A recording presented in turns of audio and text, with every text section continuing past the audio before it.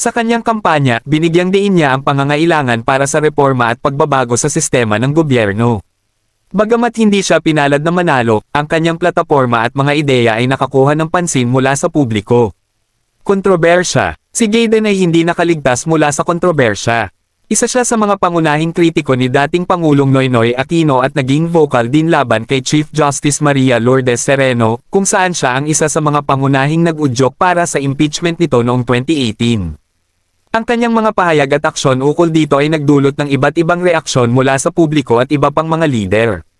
Kasalukuyang kalagayan. Hanggang 2025, si Larry Gaydon ay patuloy na aktibo bilang isang abogado at pampulitikang personalidad. Ang kanyang impluwensya at boses ay nananatiling mahalaga lalo na pagdating sa mga isyu ng batas at pamahalaan. Siya rin ay patuloy na nagbibigay ng opinyon tungkol sa kasalukuyang administrasyon at iba pang mahahalagang isyu ng bansa. Sa kabuuan, si Larry Gaydon ay isang mahalagang figure hindi lamang bilang isang abogado kundi pati na rin bilang isang aktibong kalahok sa politika ng Pilipinas. Ang kanyang kasaysayan ay puno ng mga pagsubok, tagumpay, at kontrobersya na nagpapakita ng kanyang dedikasyon para sa pagbabago at reforma.